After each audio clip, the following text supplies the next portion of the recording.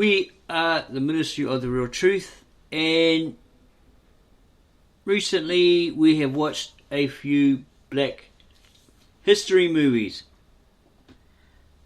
starring Cicely Tyson. One was about Harriet Tubman, and the other one was about a slave girl.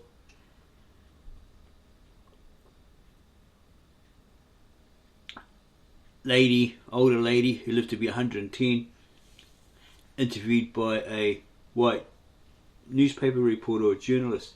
Very, very interesting. Very, very interesting recount of African American black history, Negro history, and all the crap they had to go through. So we're thinking, African Americans, they have their Black History Month where they remember greats like Martin Luther King, Malcolm X, etc. Perhaps they're the only peoples with other people as well in America solely that have Black History Month. We should all be aware of it because it's history. So we should all be looking at it around the world because it's very, very interesting. And we're asking questions like, how could a certain race be so racist, so cruel, vindictive, and so forth? But further on behind the scenes, we asked who started it all. Who started the slave trade? Supposedly, throughout these movies that we watched, a African slave who was preaching to his people before he was killed stated because they weren't united in Africa, the tribes weren't united, didn't care about each other enough, weren't united, etc. And certain tribes captured other ones and put them in pig pens and all that sort of stuff. And then certain peoples carried them away as slaves. But prior to that, another certain people, they had lots of slaves. They were not an institution, but the next ones that came along that started that slave trade, they made it a constitution. Or the other way around. One made it a constitution and the other, that was a major player, made it an institution. And then other people, like the British Tea Party, the Indian Tea Party, or British and Indian Tea Company, whatever they were called, they jumped on the bandwagon, and then it started from there. We happened to come across one great black leader, writer, speaker for one of those movies. You went, oh, okay, sounds like a great man. Wonder who he is. So we wrote down his name, and then we came across one of his books, quite by chance. His name was Benjamin Elijah Mays, born in 1895, and this book is called Born to Rebel, or Born to Rebel, an autobiography by him. And we're skipping through it, and we came to this chapter, which is very, very interesting. Chapter 18, The Church and Race. Okay. But first we're going to have a look at who Benjamin Mays, or Benjamin E. Mays, was. Benjamin Elijah Mays, born August 1st, 1894, died March 28th, 1984. So it looks like he lived to be about 100. Or maybe 90 to 100. Was an American Baptist minister and American rights leader who is credited with laying the intellectual foundations of the American civil rights movement. Mays taught and mentored many influential activists, including Martin Luther King Jr., Julian Bond, Maynard Jackson, and Donn Clendenon, among others. His rhetoric and intellectual pursuits focused on black self-determination. Mays' commitment to social justice through non-violence and civil resistance were cultivated from his youth through lessons imbibed from his parents and elder sister. The peak of his public influence coincided with his nearly 3-decade tenure as the 6th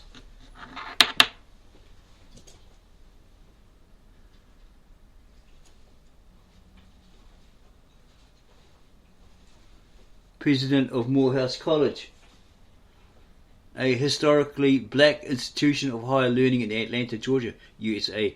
Mays was born in the Jim Crow South. What's the Jim Crow South? The Jim Crow laws were state and local laws introduced in the southern United States in the late 19th and early 20th centuries that enforced racial segregation, Jim Crow being a pejorative term for an African American. Such laws remained in force until 1965. So he was born in the Jim Crow South on a repurposed cotton plantation to freed sharecroppers. He travelled north to attend Bates College and the University of Chicago, from where he began his career in activism as a pastor in Georgia's Shiloh Baptist Church. After a brief career as a professor, he was appointed the founding dean of the School of Religion at Howard University in 1934, which elevated him to national prominence as a proponent of the New Negro movement, a term popularized during the Harlem Renaissance, implying a more outspoken advocacy of dignity and a refusal to submit quietly to the practices and laws of Jim Crow racial segregation. The term New Negro was made popular by Alain Leroy Locke in his anthology, etc. Okay, so he was a national prominence as a proponent of the New Negro movement. 6 years later, Mays was tapped to lead Morehouse out of its financial insecurity. Over his tenure from 1940 to 1967, the college's financial endowment doubled, enrollment quadrupled, and it became academically competitive.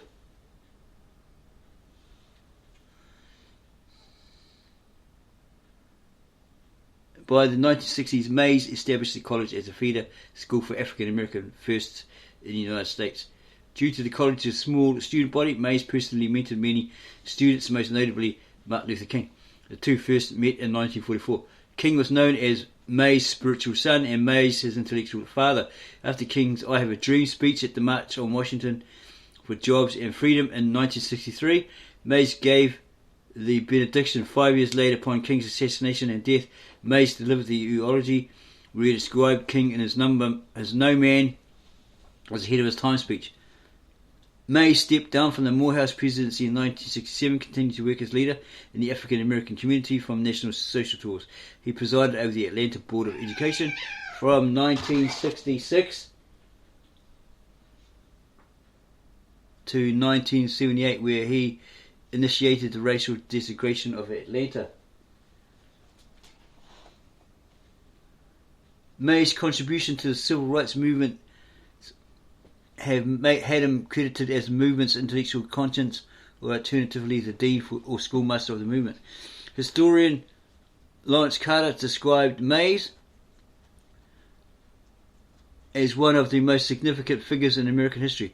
Memorials include hundreds of streets, buildings, statues, awards, scholarships, grants, and fellowships named in his honour.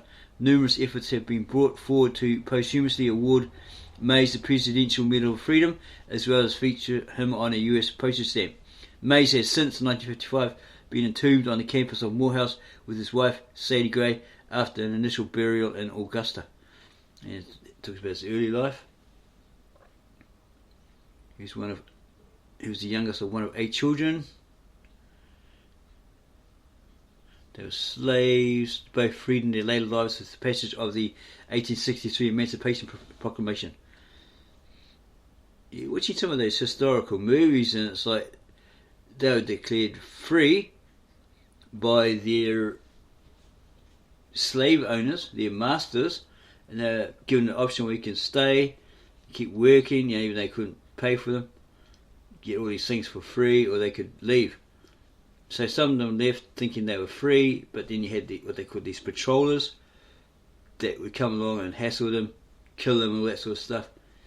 And then you had these early Klansmen doing the same sort of thing. That's why we ask, how could people be so hateful, so insightful and cruel, to different people like that? Is it genetic? Is it in the DNA? But you can't blame their descendants, those today, because that was their forefathers. And there's a completely different era. A lot of people do. We notice they do. An innocent person walking along and they start calling him this and that. It's not because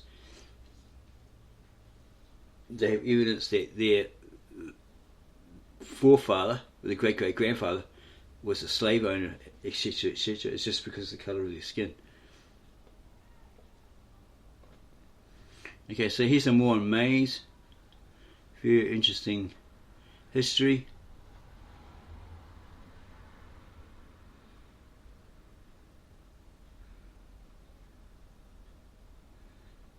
Highly qualified man by the look of it. Had a lot of recognition. And so forth. Even enrolled in the White House. Connection to Martin Luther King. We watched the documentary film of Martin, Malcolm X and Me I think it was by J.D. Martin. Yeah, it's really interesting. It's really good. The guy didn't look like Martin Luther King, but he sounded like him, and the other guy sort of looked like Malcolm X. Yeah, it was really good. And there's some modern day rapper, gangster in there, apparently for something he didn't really do. She got set up by the cops or something like that. Yeah, they were in a car and they were like, this guy wanted his friend to be the best man at his wedding, and this guy pulled out a wedding ring or something to show him, and this cop shot him, shot this guy, saying it was a gun, and he shot him. Yeah, he's a real racist guy. This is verified when he starts mouthing off at his partner who's trying to wrestle this gangster rapper, to put him in the cell. Yeah, interesting stuff. Okay, so I'm going to go back to this book. The highlight of this book is that we found this chapter 18, the church and race, and it speaks of the churches in Benjamin Mays' days, younger days, and relates to those today, possibly. He believed that throughout his lifetime, the local white church had been society's most conservative and hypocritical institution in the area of white-Negro relations. And the local black church had a record of which it couldn't have been proud of. The states, schools, business enterprises, industries, theatres, recreation centres, hotels, restaurants, hospitals, trains, boats, waiting rooms and filling stations all played their ignominious roles in the tragedy of segregating the black man and discriminating against him. But at least none of these enterprises claims to have a divine mission on earth. The church boasts of its unique origin, maintaining that God, not man, is the source of existence. The church alone calls itself the house of God, sharing this honour with no other American institution. The church is indeed sui generis. The local white churches, the vast majority of them, have not lived up to the profession with professed Christianity, because Christian fellowship across racial barriers was so inherent in the very nature of the church that to deny fellowship in God's house on the basis of race or colour is a profanation of all the church stands for. Secular organisations make no commitments, nor do they prate about brotherhood among men and the gospel of redemption and salvation. When the church maintains a segregated house and simultaneously preaches the fatherhood of God and the brotherhood of man, then surely hypocrisy is the mildest term one can apply. Whited sepulchre comes to mind. That's what Christ said to the Pharisees. They look all pious, righteous on the outside, but really within they are like whited sepulchres or tombstones. Although the local black church has never denied white people the privilege of entrance for worship in their churches, and has often inflated the white man's already bloated ego by giving him preferential seating, Negro church members would hardly welcome large numbers of white people to membership in their congregations. The author Benjamin Mays believed this attitude is not much on race, so much on race as it is on the desire of Negroes to maintain control of their churches. Then too, Negroes would hardly want to run the risk of being hurt or humiliated by whites who so often exhibit a superior air in the association with Negroes. The basic difference between the black and white churches is that the black church has never had a policy of racial exclusiveness the white church has. Leadership in the church is supposedly different from that in secular life. In earlier years and even today, the minister was said to be specifically called of God to do his work, to preach his truth. Early in the author's life, he became aware of the dichotomy in the preaching and the practice of the church leadership. Now and then, the Reverend James F. Marshall, in his time, his pastor would invite white ministers to preach at Mount Zion, especially the Methodist minister, the Reverend Pierce Kennard. His father, the author's father, though illiterate, was never impressed with the Reverend Kennard's message. He once remarked about the Reverend Kennard's emphasis on living right in order to be assured of God's blessing and of eternal salvation, while at the same time Negroes were being cheated and of eternal salvation. Beaten and lynched throughout South Carolina. As young as the author was, he got the message. The few Negroes who attended the Reverend Kennard's tent meetings were thoroughly segregated. Members of the author's family never attended because they were Methodist meetings for whites, and frankly they were all actually afraid to attend a white church. The gospel in Negro and white churches alike was definitely other world oriented and never even hinted at bringing whites and blacks of the country closer together for the improvement of social and economic conditions. After all, if the righteous were to be rewarded in heaven, where there would be no more night, no sickness, no death, where the angels had wings and the streets were paved with gold, it mattered little that black people were exploited and mistreated here on earth. The Negro song, "Take all the world and give me Jesus," was never considered seriously by the white man, even though he may have believed in heaven. He had as much of Jesus as a Negro in the world besides. The author's early unhappy racial experiences explained his cynicism about the sincerity of many white ministers. He had never cared to listen to any minister who would deny fellowship on a racial basis. More than once, he had turned off the radio or the television rather than listen to the preaching of a man known to advocate a segregated church. He tuned out Billy Graham as long as he held revivals under segregated conditions. So that's what he was like, apparently. Billy Graham was a segregationist. Because it says here, the author tuned out Billy Graham as long as he held revivals under segregated conditions. When he came to Atlanta early in his career, the Council of Presidents of the Atlanta University Center was asked to provide a segregated meeting for the students and faculties of the center. Needless to say, they refused, and they felt it was an insult to them to be asked to do this. He listened to Billy Graham. We listened to him after that with appreciation of what he says, in the hope that he is a sincere convert of his own teaching, that he was a segregist. segregation in the house of God had been a great strain on his religion. Okay, so yeah, he changed his mind on that, apparently. So he went from a segregationist to a non-segregationist, by the sounds of it. In the process of writing this book, the author read widely the most reputable newspapers of the South published between 1880 and 1910. He was anxious to find out what they had to say about lynching, the most vicious evil of his early years, his young years, and what the attitude was toward the Negro. He did not recall ever having seen a single article by a minister, a group of ministers, or by anyone speaking in the name of the church and Christianity that condemned the horrible crime of lynching. During this time, the church was truly both in the world and of the world.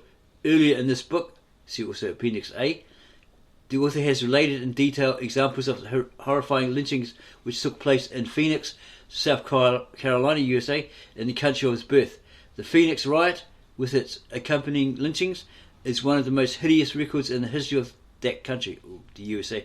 One would think that somewhere, in at least one of the South Carolina newspapers, the voice of the church would have been heard speaking out for justice and stamping its disapproval upon such savagery. The author found no record of a church voice raised in protest. The church was so much a part of the system that lynching was accepted as part of the Southern way of life, just as casually as was segregation. Ironically enough, when the Southern people did begin to cry out against lynching, it was not the voice of organised Southern and Northern ministers, but of Southern white women under the leadership of the Commission on Interracial Cooperation. The Southern Association of Women for the Prevention of Lynching was organised in Atlanta in 1930 under the leadership of Jesse Daniel Ames, and did much to denigrate lynching in the South. Time has not done much to change the silence of the local church in the midst of racial ills. The local white church had always been conservative when it came to taking a stand on social issues, especially so if the issue involved black people. Local black churches had been far more prophetic than the local white churches. So-called radical movements such as the National Association for the Advancement of Coloured People had always had access to black churches. The Southern Christian Leadership Conference, under the leadership of Martin Luther King Jr., and since 1968 under Ralph David Abernathy, and the National Conference of Black Churchmen, have involved in local Negro churches and programs designed to bring about social and economic justice for black people. But North and South, Negro and white churches remain highly segregated. A thoroughly desegregated church embracing a representative number of blacks and whites is a rara avis in the United States. In the area of race, local churches have followed, not led. When segregation in the public schools was declared unconstitutional on May 17, 1954, one would have expected the local churches to urge compliance on moral and religious grounds. But for too long a time, the local white ministers in Atlanta, USA, and in other southern cities were silent. And when they did speak, it was as a group. For the most part, the individual pastor was afraid to urge compliance, afraid to stand alone. He wanted protection from the group as well as the benefit of the impact that the group might make if he were to speak out. The local Atlanta white ministers certainly did not lead in a program to abolish segregation in the public schools. Indeed, it can hardly be said that they even followed. It was 3.5 years after the May 17, 1954 decision of the Supreme Court before some 80 white ministers in Atlanta broke their silence on the court's decision. It is disgraceful that it took the Atlanta white ministers 42 months to come out with a statement on segregation in the public schools, and it is even more shameful that when they did speak, it was only as individuals, for they did not dare speak for their congregations. They felt that they had to say they were opposed to intermarriage and against the amalgamation of the races. They expressed belief in preserving the integrity of both races through the free choice of both. It is utterly fantastic for white ministers to have spoken for white men against the amalgamation of the races. The white man's activity in this area of behaviour were a matter of history the world around. The black race in America had been amalgamated for centuries, or has been amalgamated for centuries. The author supposes these men of cloth felt compelled to say such things to please the white public. Speaking 3.5 years after the 1954 decision, outlawing segregation in the public schools, the white ministers of Atlanta issued a statement, both weak and inconclusive. They said in part, "As Americans and as Christians, we have an obligation to obey the law. This does not mean that all loyal citizens need to approve the 1954 decision of the Supreme Court with reference to segregation in the public schools.